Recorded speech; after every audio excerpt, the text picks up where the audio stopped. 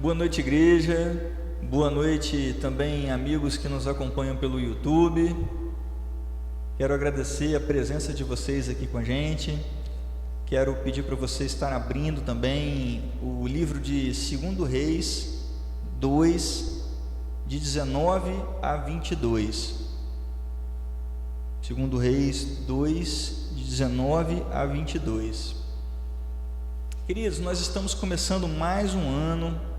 Tem gente que já pulou 7 ondas, tem gente que já tomou banho de sal grosso, não aqui, né? Daqui ninguém. Tem gente que já começou o ano de branco, outros começaram de roupa dourada, alguns buscando sorte, outros buscando dinheiro, outros buscando purificação. Várias superstições culturais. Eu quero, nesse momento, dizer que nós vamos estar refletindo num texto em que nós vamos, para a Bíblia, falar hoje sobre o tema purificação para uma nova vida, tratando os problemas na fonte. Quero pedir para você abrir o 2 Reis 2, 19 a 22, que eu passo a ler. E os homens da cidade disseram a Eliseu: eis que é boa a situação desta cidade, como o meu senhor vê, porém as águas são más e a terra é estéril. E ele disse: trazei-me um prato novo e ponde nele sal. E lhe trouxeram. Então saiu ele ao manancial das águas, deitou sal nele e disse: assim diz o Senhor, sararei a estas águas, e não haverá mais nelas morte nem esterilidade. Ficaram, pois, sãs aquelas águas, até o dia de hoje, conforme a palavra que Eliseu tinha falado. Queridos, esse texto é fantástico. Primeiro, eu quero destacar os personagens desse texto e também alguns elementos desse milagre. Primeiro, eu quero falar um pouco sobre o profeta Eliseu. O profeta Eliseu foi auxiliar do profeta Elias e depois foi seu sucessor como profeta por volta do século 9 a.C. em Israel. A história do profeta Eliseu é bastante conhecida, principalmente pela quantidade de milagres que ele realizou através do seu ministério. Nós podemos olhar a Bíblia e entender que a convocação de Eliseu para o ministério profético foi feita pelo próprio Deus, que instruiu o profeta Elias. Olha o que Deus disse a Elias: também a Jeú, filho de Ninsi, ungirás rei de Israel, e também a Eliseu, filho de Safate, ungirás profeta em teu lugar.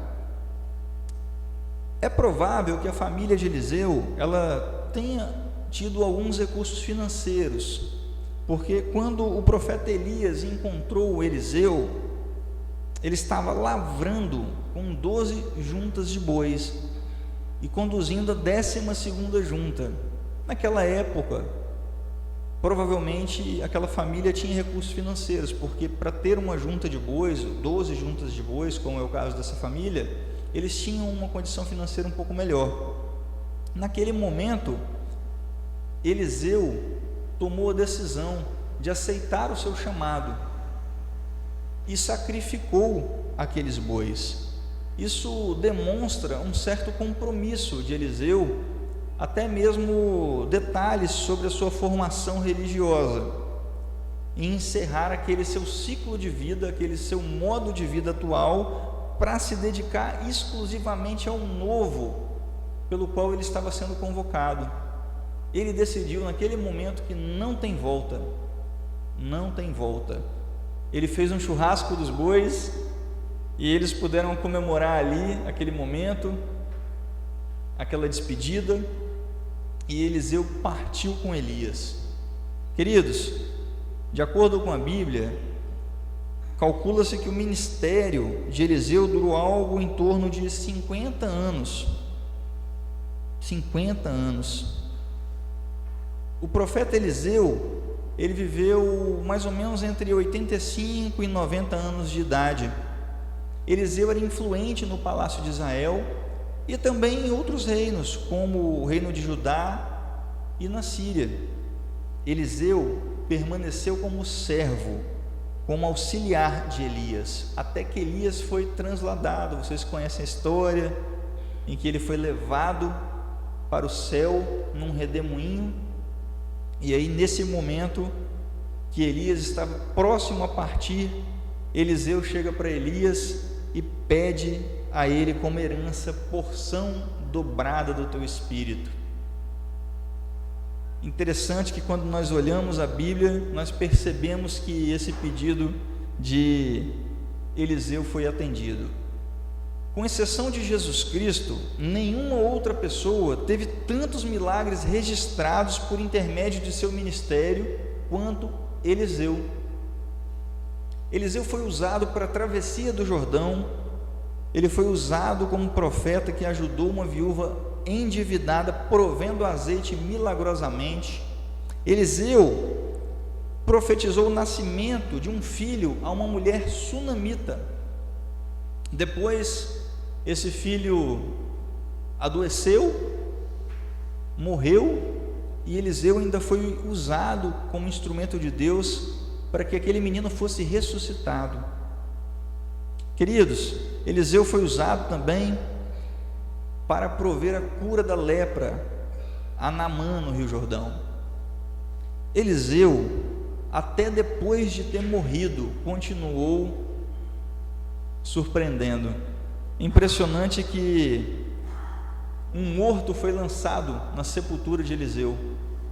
Quando o morto bateu nos ossos de Eliseu, ele ressuscitou. Tremendo. Um homem que era ungido até os ossos. Glórias a Deus. E é sobre o primeiro milagre que Eliseu opera através do seu ministério que nós estamos refletindo nessa noite. Um outro elemento muito interessante desse milagre é o sal. Queridos, uma pergunta muito simples: quando você vai fazer um suco de limão, o que você coloca? Açúcar ou sal? Açúcar.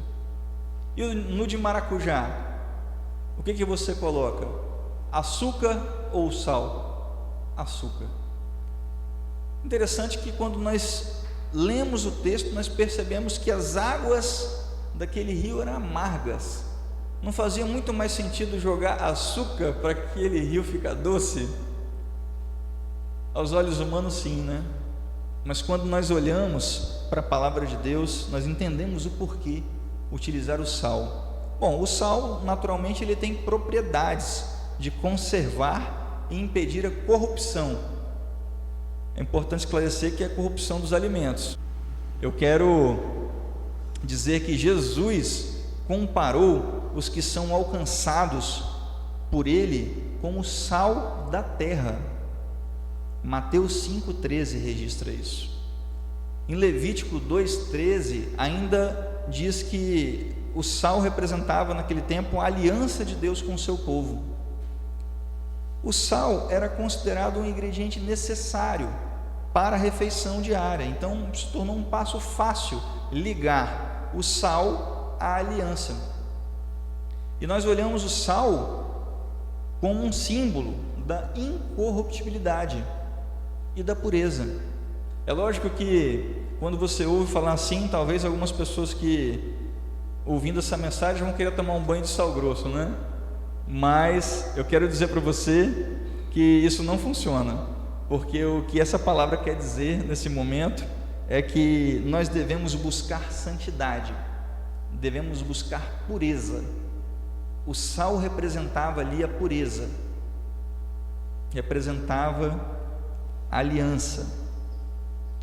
E o sal na vida espiritual, na sua vida espiritual, o que representa? O sal na vida secular conserva os alimentos.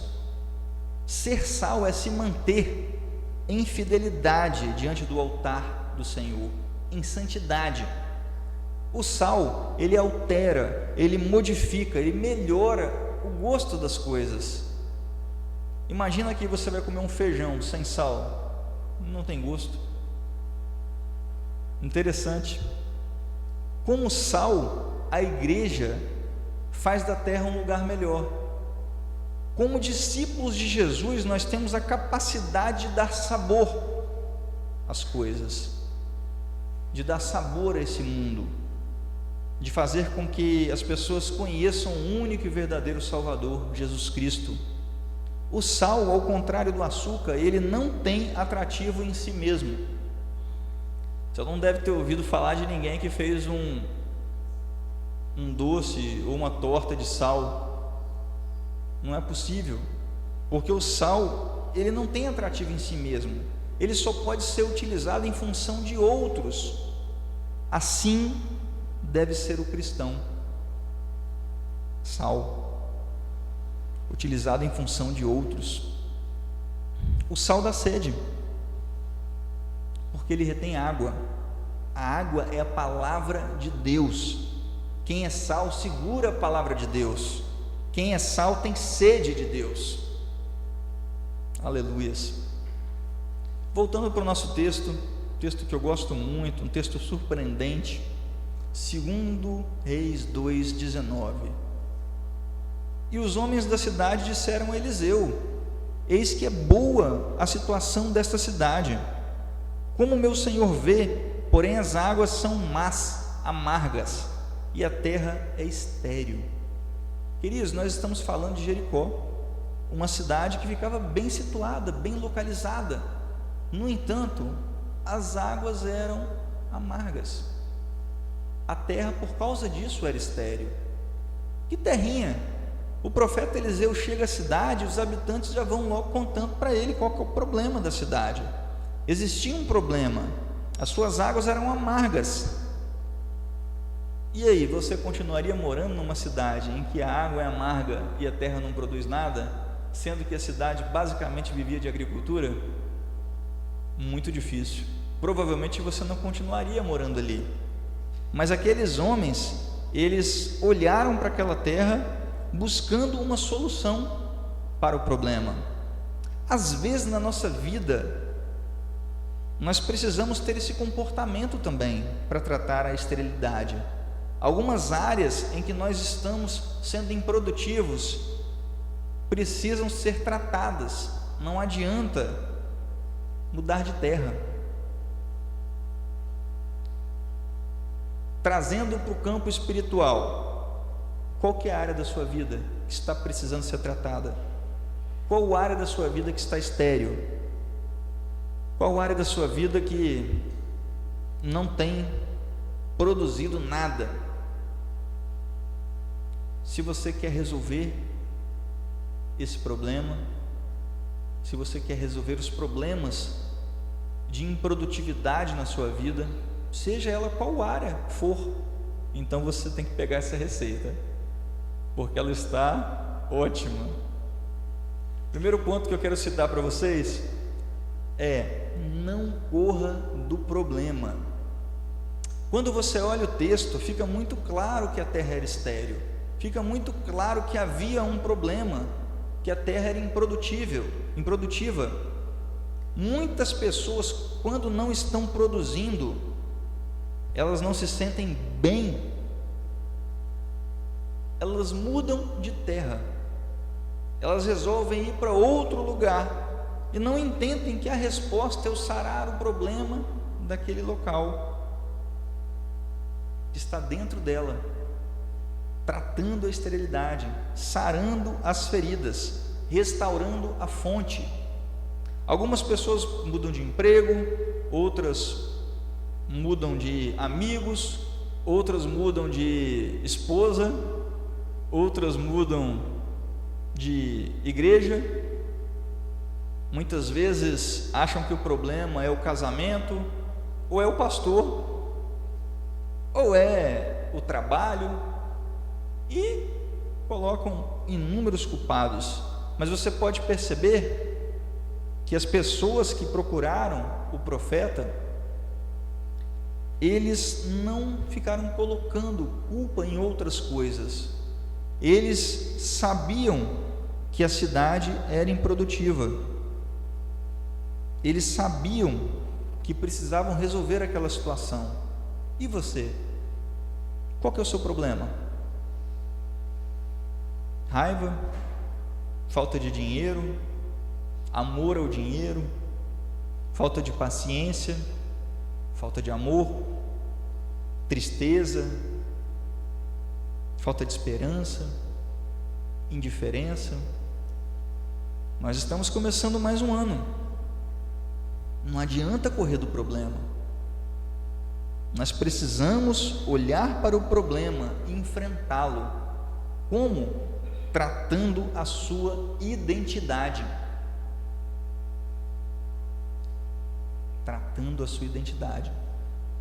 O segundo ponto que eu quero citar dessa receita é que nós precisamos tratar do problema na fonte. Olha o texto bíblico. Então saiu ele ao manancial, fonte das águas, e deitou o sal nele, jogou sal nele. Observe que o profeta, ele não foi no leito do rio e derramou o sal. Ele foi até a fonte do rio, ao manancial, para ali derramar o sal. Temos áreas infrutíferas nas nossas vidas, porque muitas vezes nós ficamos administrando problemas, mas nós não tratamos direto na fonte. Pequenos problemas acabam se tornando problemas gigantescos. Nós muitas vezes tratamos os problemas nas folhas e esquecemos do tronco, da raiz, da árvore. Às vezes o nosso problema é pecado escondido, é falta de perdão, é rancor, é mágoa no coração. Salmos 32:3 diz: quando eu guardei silêncio, envelheceram os meus ossos pelo meu bramido em todo dia. Queridos, fale com alguém, seja discipulado. Você precisa identificar qual é a fonte dessa amargura, qual é a fonte do seu problema, qual é a fonte da esterilidade, qual que é a fonte dessa miséria, qual que é a fonte da dificuldade que você está passando. Taca sal, ore, jejue, tome ações na fonte do problema. Terceiro ponto dessa receita maravilhosa é que você precisa permitir Deus derramar cura.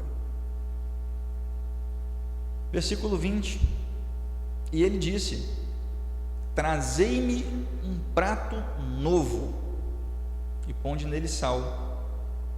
Queridos, o profeta Eliseu pediu para trazer um prato novo. Nós temos que ser quebrantáveis para ser um vaso novo, para ser um prato novo, para receber uma nova cura, para receber uma mudança na nossa vida. Nós precisamos ser quebrantáveis. O segredo está em jogar sal na fonte. Eliseu foi a fonte. Se a fonte continuar amarga, o problema continua, não se resolve. Nós precisamos encarar o problema, e o problema muitas vezes pode estar dentro de você. Jogar sal na fonte fala de cura, fala de restaurar a fidelidade, fala de restaurar a sua vida com Deus, fala de arrependimento. Arrependa-se.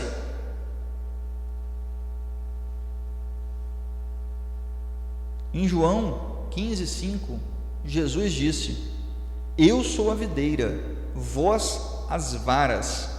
Quem está em mim e eu nele, esse dá muito fruto, porque sem mim nada podeis fazer. Onde é que nós vamos jogar sal? Onde é que você está precisando de cura?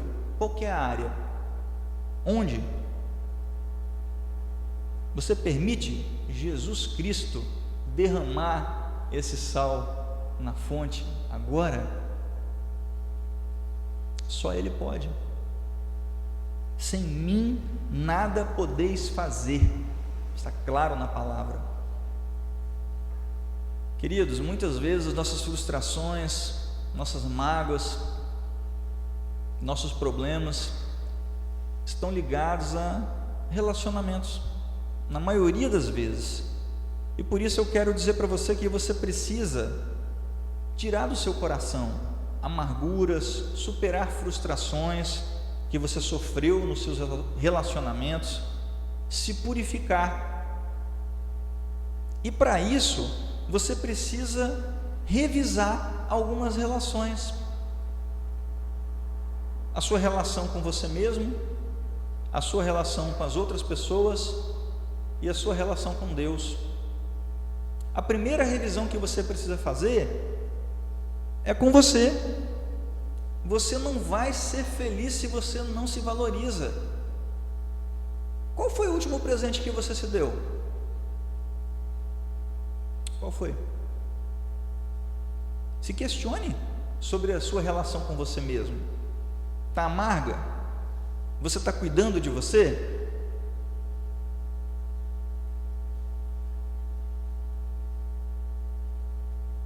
Muitas pessoas pedem perdão a Deus pelo que fizeram, Deus perdoa, e a própria pessoa fica se recriminando, carregando peso. Não é essa a sua situação. Você pediu perdão para Deus, Deus te perdoou e você continua se culpando.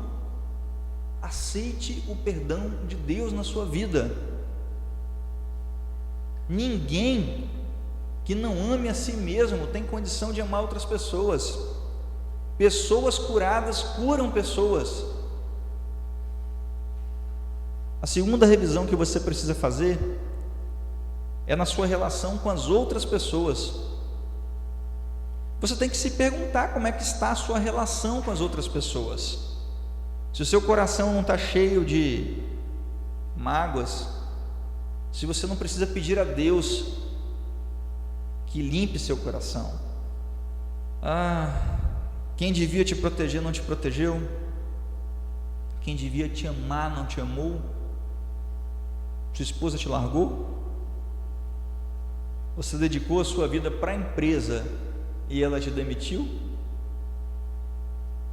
seu amigo, que era seu amigão, você descobriu que não é tão amigo assim. Relações ruins trazem amargura. Amar não é mendigar atenção, isso é dependência emocional. Amar é dar atenção, sem esperar nada em troca.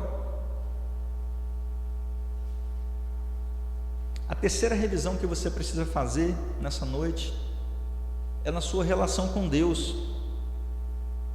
Pergunte-se: como está a sua relação com o Pai?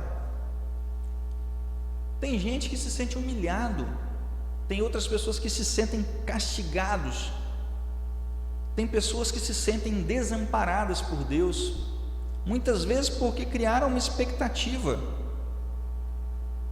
esperou pelo milagre, o milagre não veio, o agir de Deus foi diferente da sua expectativa, você guardou essa mágoa no coração, você precisa se livrar dessa mágoa, agora. Olha o que diz Marcos 1:40. Um leproso aproximou-se dele, Jesus, e suplicou-lhe de joelhos: se quiseres, podes purificar-me. Cheio de compaixão, Jesus estendeu a mão, tocou nele e disse: quero, seja purificado. Essa é uma oportunidade de purificação para a sua vida. Aceite essa oportunidade. Aceite que Jesus entre na sua vida e faça a purificação que precisa ser feita, para que você de fato viva o novo nesse ano que começa. Queridos, eu já estou concluindo. Eu quero dizer para você que o tema dessa noite, ele foi pensado na sua vida. Purificação para uma nova vida, para um novo ano, para uma nova história. Primeiro, não corra do problema. Você precisa identificar os seus problemas. Trate do problema na fonte. Você precisa tratar a sua identidade. Permita Deus derramar cura. Seja quebrantável, um prato novo. Queridos, você precisa revisar suas relações com você, com os outros e com o Pai, com Deus que está no céu. Faça isso. Trate os problemas na fonte. Purifique-se. Viva